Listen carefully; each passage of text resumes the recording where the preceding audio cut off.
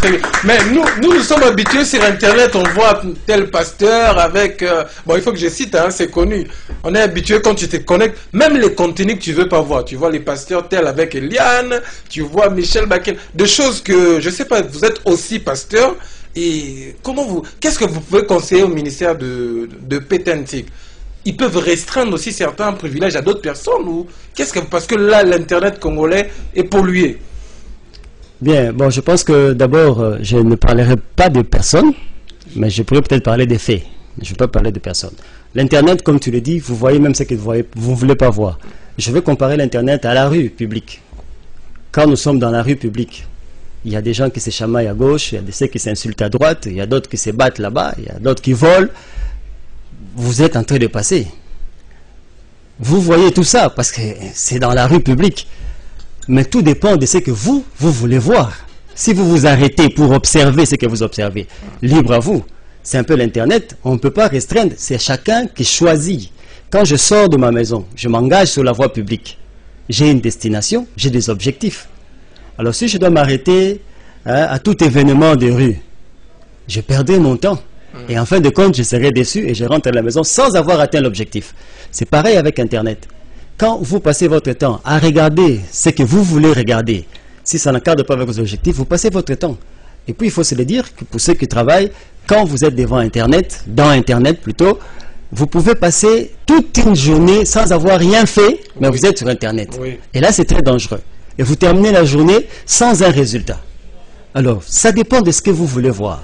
Tout ce que vous citez là, bon, on ne peut pas empêcher à quelqu'un de s'exprimer. Il s'exprime, peut-être qu'il a des objectifs. Il dit, moi, je vais faire ça pour un raison. Je vais faire ça pour tel objectif. S'il pense qu'il a atteint ses objectifs, comment moi je vais le juger?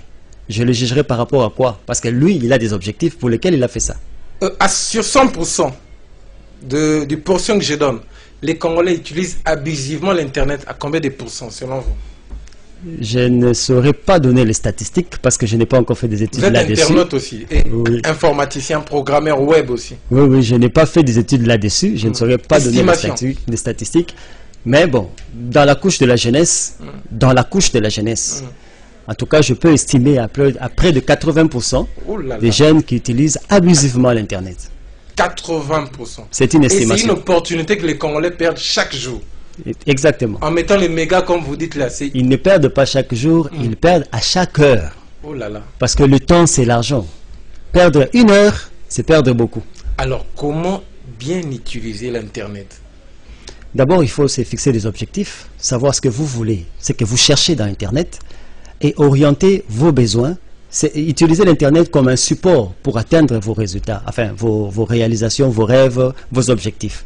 Si moi, je veux avoir un diplôme en doctorat, je vais aller sur Internet, je vais chercher les sites qui offrent des formations dans le domaine que je cherche. Je n'aurai pas le temps de voir tout ce que vous êtes en train de citer là. Je vais m'arrêter pour voir une personne qui danse et une personne qui rit. Non, ce n'est pas ça mon objectif. Je vais tout droit à une formation certifiante. Et quand j'ai terminé, j'ai ma certification. Donc j'ai utilisé Internet. Donc il faut savoir ce que vous cherchez sur Internet. Utiliser Internet comme un support de développement et non pas comme une plateforme de détente et de divertissement. Hein? Et puis, il faut poser ses objectifs sur la plateforme. C'est-à-dire prendre mes idées, les mettre sur Internet pour voir comment ça peut avancer. Est-ce que Internet peut me permettre de réaliser mes idées? Il y a des gens qui n'ont pas grand-chose, qui sont des petites structures. Mais avec Internet, ils deviennent des grandes structures. Très bien. Parce que la publicité agrandit la structure. Donc quand vous utilisez Internet à bon escient, vous devenez grand. Donc je pense qu'il faut recadrer, chacun à son niveau doit recadrer et savoir qu'est-ce qu'il veut faire d'Internet et qu'est-ce qu'il recherche dans Internet.